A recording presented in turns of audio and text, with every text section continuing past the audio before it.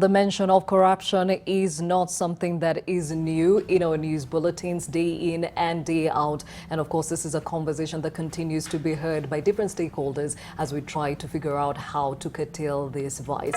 And to have a conversation about the same with me in studio, we have a representation from the EACC, Lydia Manyasi, who is the Assistant Director, Education, Training and Public Awareness Department, and also part of the Preventative Services Directorate at the EACC. Thank you for making time. Thank you, Gladys. Now, to start off, you've had the Catholic bishops who have said the government needs to keep on pushing the fight against corruption, and they're even going ahead to start rallies to fight corruption.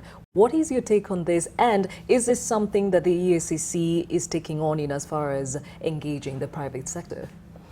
Well, not so much the private sector. We actually have a memorandum of understanding with the faith-based organizations, and we are aware of that happening, and it's in line with what we do. Yeah. In as far as information, education and communication materials are concerned, we've come up with a book, Integrity, a Weapon Against Corruption, which has Bible verses and contemporary issues comparing, and you realize those who uphold integrity are rewarded, those should be rewarded in our contemporary society. In the Bible, they were rewarded. Those who engage in corruption are punished. And so it's in line with what we do. Okay. Yeah, they are a very important partner in the fight against corruption. Okay, yeah. Definitely the church is a big factor even in society, yes, because it brings many people together. So it brings to the fore, has the EACC involved Kenyans at large to be part and parcel of fighting corruption, now that the church is coming out to say the government needs to do something because it's costing its citizenry their basic rights? Yes, we have involved them, except that there is a hitch. The attitude is all wrong for the war on corruption. There are those who will tell you this war can never be won, so just let it be. And so we are really struggling to get them out of that mindset. But otherwise, we have outreach programs, both in institutions of learning and even with the members of the public. Last week, we had an outreach program within the Nairobi city. We were in the Uthiru area, South Dagoretti area, Kibra, and all. And a few will come and engage, others will look from a distance. And those that look from a distance are the ones we want to bring on board. Yeah, because there's this feeling, it's steeped in us, and so it's a lost cause, but we believe we'll overcome. All right. Yeah. Could probably that be the reason why you have set up the trade fair that is ongoing, to come, or rather to get closer to the citizenry and explain how this can actually be won? Precisely. Yeah, because we are few on the ground. We are about only 29 education officers at the commission, about only 10 at the headquarters, and therefore the trade fair is one of the avenues through which we can meet members of the public. Unfortunately, though, the turnout is so low, but the few that are coming in, we are engaging them, and they begin to understand what they should do, their role in the fight against corruption. Most importantly, to report corruption, because what is not known cannot be acted on. Yeah, and therefore, when they report, the investigators can spring into action and arrest the situation. Yes. Now, I'm sure some of the questions that will be asked as they come to your tent at the trade fair is what we just saw in the news the other day, when the CEO, that is Twalib Mbarak, actually said all state officers must renounce their dual citizenships to hold local jobs. Some 10 members of parliament and legislators' jobs actually hung in the balance because of the same. But the question here is, did this information elude the EACC in the first place during the vetting process? Well, unfortunately, the EACC is not at the final point of what's it called, of engaging the people who get into those positions.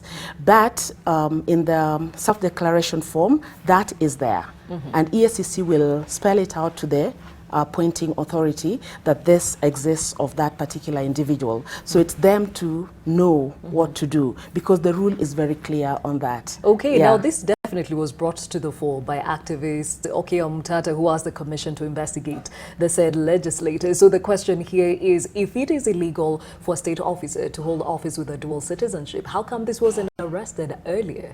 It's not for us to arrest, because what we do with the self-declaration forms is to inform the engaging institution that this is the situation. It's up to you now to decide. So if they're breaking the law, it's that institution that should deal with that, not EACC. So are you saying there is a possibility that you had this information, you made maybe Parliament, the Speaker, aware of the same, or any other department, and they ignored this information?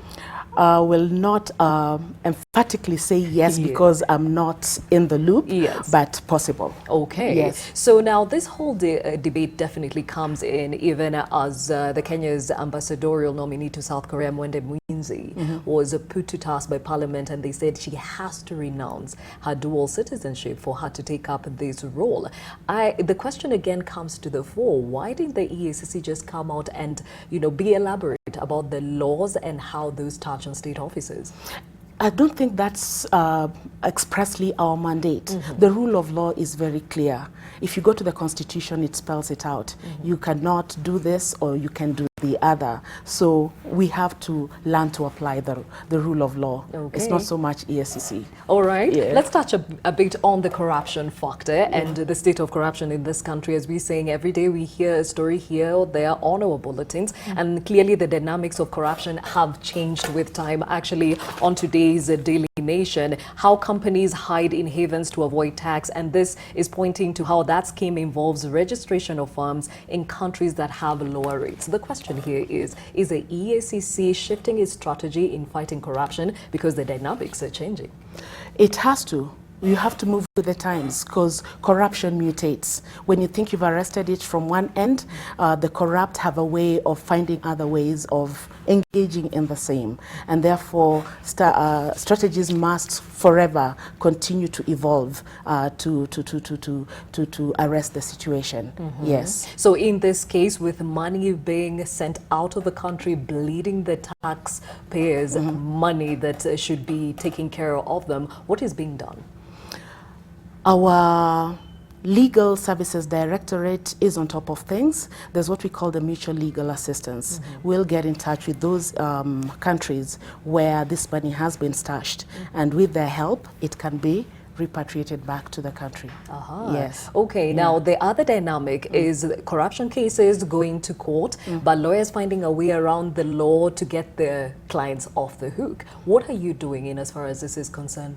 There's nothing much you can do, because judiciary is an independent institution. We will go at their pace. What we do, any case we take to there that has been sent there by the DPP, if it's adjourned, it's adjourned.